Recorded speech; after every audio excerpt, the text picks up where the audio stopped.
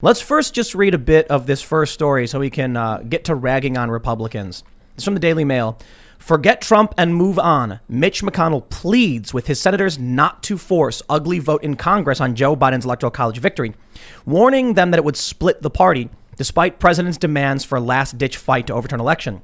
They say he said it was a terrible vote because Republicans would ultimately have to vote it down and would appear like an anti-Trump move. Alabama, oh, seriously? Don't support Trump because it'll look like we're anti-Trump? Alabama Representative Mo Brooks said he will formally challenge the Electoral College votes during congressional election certification on January 6th. He insisted Tuesday that if all legal votes were counted and all illegal votes were thrown out, Trump would emerge as the real Electoral College winner. Trump reposted an article Tuesday with Brooks' comments. A senator would need to join Brooks and others in the House to officially launch deliberations on an Electoral College vote challenge. McConnell's for the first time on Tuesday, called Joe Biden the president-elect following the Electoral College cementing his victory on Monday. The Electoral College has spoken, McConnell said on the Senate floor. So today, I want to congratulate President-elect Joe Biden. So this is why it matters. You've got a ton of Republicans in the House that are saying straight up, we're gonna issue a challenge. They need a Republican senator to sign on with them. If these, okay, so we have these unofficial electoral votes. It is what should have been, or I'm sorry, what would have been the Republican elector slates decided to cast what they called procedural votes in the event that something happens and these elections are overturned. Then they'll have those votes cast and available for certification. If Mike Pence wants to potentially count those votes, theoretically, I guess he can. Maybe it'll go to the Supreme Court, or they'll probably just throw it in the garbage. I mean, they're unofficial, and look, the establishment very much is not in favor of Trump. But Mike Pence is going to have to choose for himself. I mean, he's running as well. If the Senate Republicans vote to, and they choose these 7 unofficial procedural votes, for some reason, maybe some information comes out, and the House chooses the official Electoral College as it stands now, then you've got a disputed election with both chambers disagreeing, and I don't know how Mike Pence would decide. But if there's no dispute among any of these votes, then I don't see how we get anything other than Joe Biden winning. So I don't know what you guys think, but I am not surprised Mitch McConnell is basically saying don't support Trump in this effort. Just let it go. Joe Biden won. What do you think? I mean, Cassandra, you're a Trump supporter, yeah? Yeah. Well, there is precedent for those procedural votes going in 1960 when John F. Kennedy was running. They did a procedural vote away from the Democratic slate in Hawaii, I believe. And 11 days after the certification, they ended up giving it to Kennedy. This was the Republicans claimed they won. They were like, we won, certification's over. Bam, they stamped the official certified vote and sent the Republican votes to Congress while legal challenges were still pending. A recount 11 days later found actually you didn't win. So they had to then take the other procedural votes and then certify them.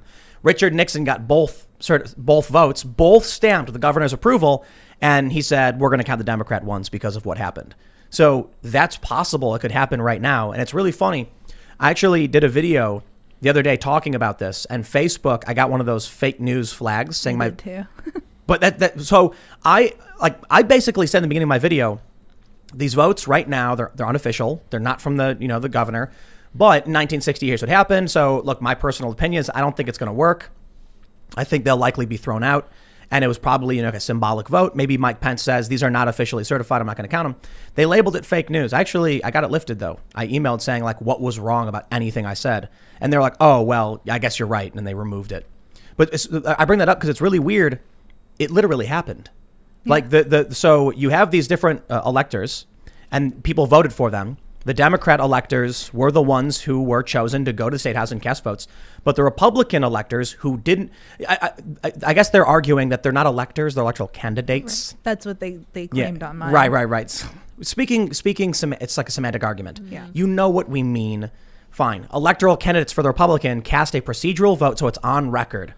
And they're trying to shove it under the rug, say it's not happening. But even now, if Mitch McConnell's on board, Newsmax is saying it, Betfair, this is really funny, Betfair closed the betting and paid out everybody who bet on Joe Biden. Whoa. Even though January 6th is the official constitutional day.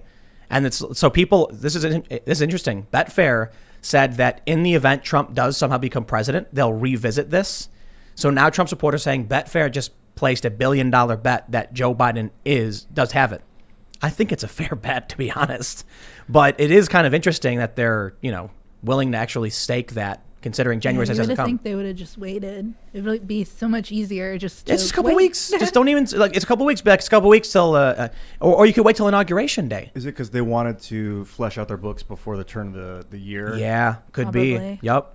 Close out the books before the year's over. Yeah. How interesting would that be if, come January 6th, something happens? Not only that, what if, so Joe Biden was coughing, right? Everybody saw Joe Biden coughing, and they were like, he's got COVID, right? Goof. What if the next president is Kamala Harris? And Betfair is just like, oh no, everybody bet wrong, and then they got to give it to all the Kamala people. Well, the Senate Minority Leader comments are pretty interesting. Chuck Schumer said that the Republicans should follow McConnell's lead and acknowledge that Joe Biden will be the next president of the United States. And very interestingly, we also have to acknowledge Susan Collins and Mitt Romney are congratulating Joe Biden for his presidency. Shocked. Yeah, shocking, I know. Mitt While, of Romney? course, yes. No. Yes. I know, Mitt right? Romney is the the bastion of Conservatism. traditional conservatism in this Yeah. country. Yeah, that's true. Yeah. Mitt Romney. That's why I don't think it's going to happen. Look, you've got who did you say, Murkowski and Susan Collins and Mitt Romney. Well, Murkowski's probably going to be on board with them as well. So what happens if these procedural votes do somehow make it to the electoral, to Congress? You've got right there, these Republicans are going to be like, nah, it's Biden. The GOP is weak. Yeah. There's a GOP. It still exists. Yeah, I had no idea. Well, I think this is their end. Mitch McConnell just stood up and said, listen, if you're a Trump supporter who helped Republicans get elected, I have a knife. Just turn around and let me put it in your back. Stab you. And that's exactly what Mitch McConnell did. Because people, look, at the very least, they're just saying, please fight for us like we fought for you. Okay, maybe Trump's not going to win. Maybe that's how many of them feel. But at least give people the courtesy of saying, if we're going to turn out for you and get you guys elected, you can fight to the bitter end for Trump. There's constitutional procedures. They can challenge the votes. They can lose, and they can say, look, we tried. We did everything. No, he's already like, bye-bye. And the best part is, a couple weeks out from the Georgia runoffs, how many people now are going to be like, sacrifice the Senate? Yeah. Don't let Republicans win. I mean, I've been debating this internally for some time now because writing for Gateway and stuff, it's like I've had a lot of pressure to write pro Georgia articles, like being like, hey, go vote. But I don't want to. I'm like, Good. what has the GOP done for us? Like, why should I do anything for them? I'm not writing any of this. I don't care. But you're not a Republican, right? No. Yeah. I'm a Trump supporter. I am not a Republican. I voted for Trump. I support him in a bunch of some of the most important things any president has done, especially in my lifetime, trying to get our troops out of the Middle East. Mm-hmm. Not perfect, I know, Ian. Drone strikes and all that stuff. You read my mind, Tim. Better than Joe Biden. But I don't care. Like That's a low bar, though. That's a very low bar. If pretty you're low. making arguments saying better than Joe Biden, that's like saying better than I mean, yeah, but Kamala Harris is under that bar, so scraping your private parts on family-friendly show. We're not going to go in there, but I'm thinking of this one meme that I just saw recently, and it's a Rick and Morty meme, and Rick is looking at a robot. The robot is looking at him and is saying, what is my purpose? The robot is the GOP.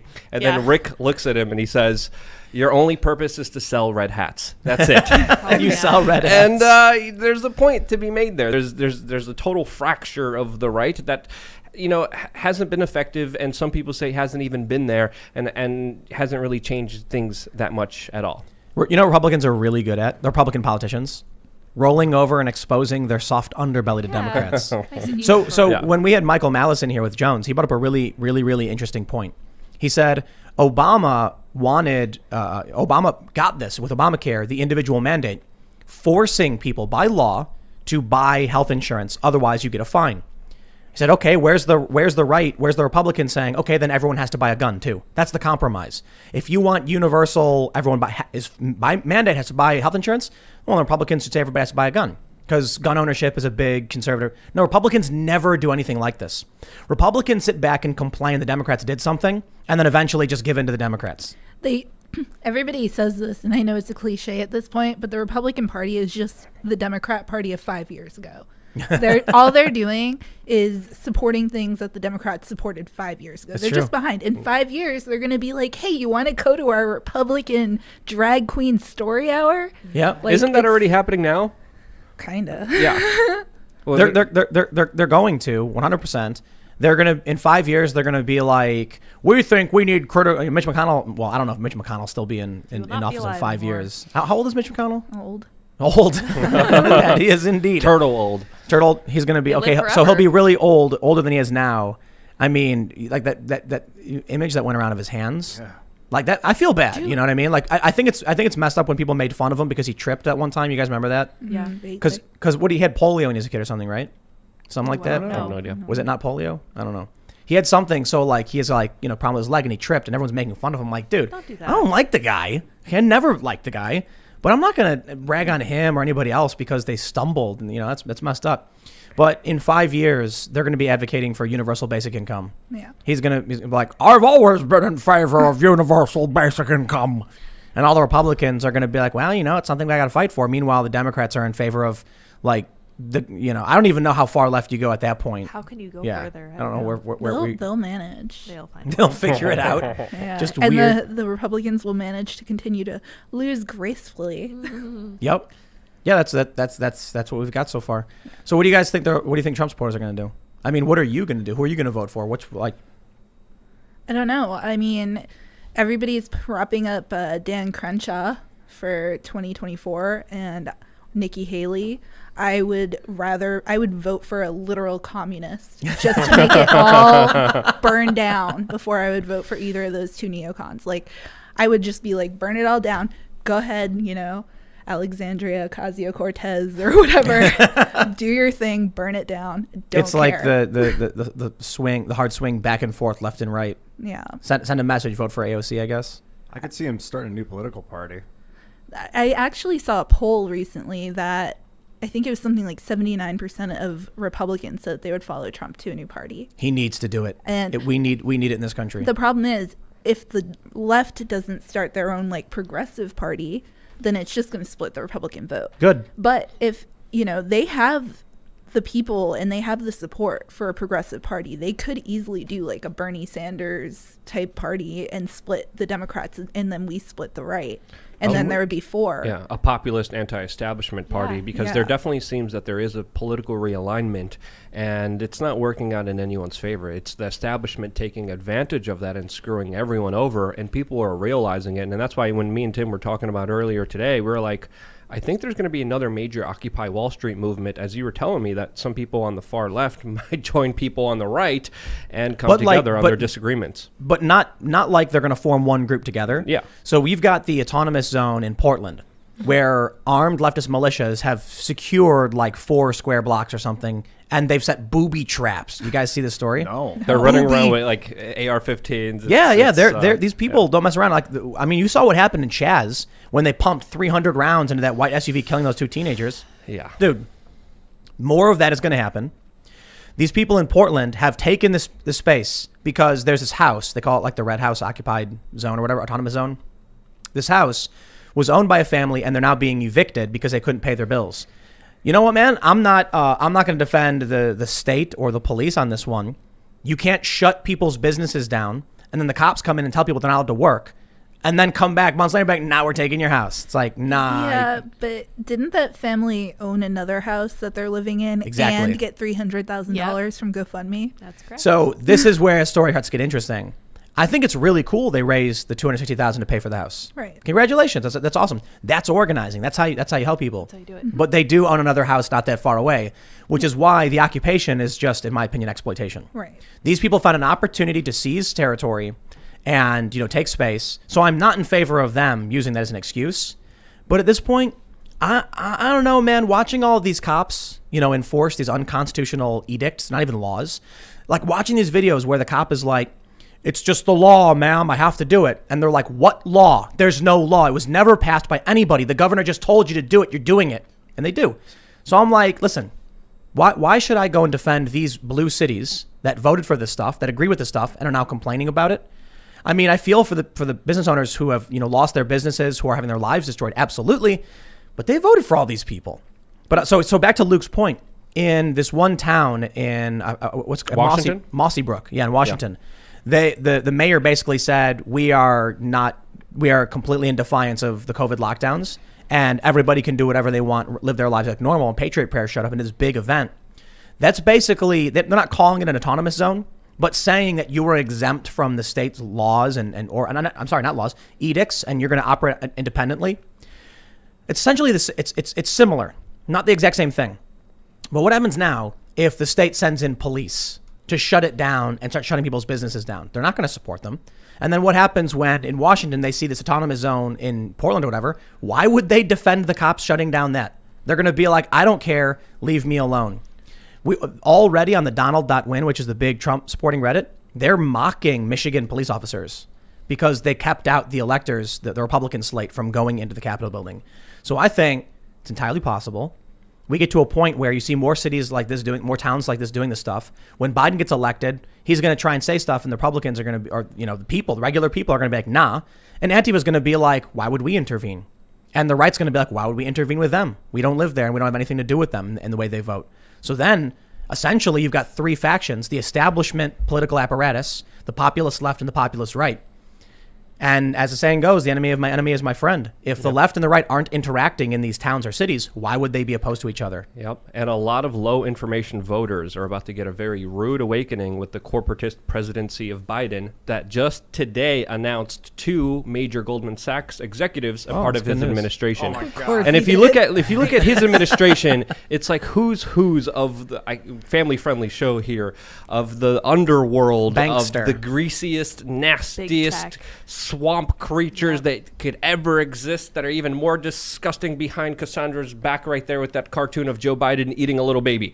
That's that's somewhat based on reality, but that's a whole nother topic of discussion to talk about here. But we're talking about Goldman Sachs, we're talking about big tech, we're talking about big banks, we're talking about big corporatist institutions that are at the helm of major decisions for the United States in the upcoming future. A lot of people are going to have a very rude awakening to that, and with that, I think there's going to be another spur of an Occupy Wall Street movement, which I think is really going to be powerful, really going to be significant, and something really to look out. Thanks for checking out this clip from the Timcast IRL podcast. We do the show live Monday through Friday at 8 p.m. So come back to check us out when we go live.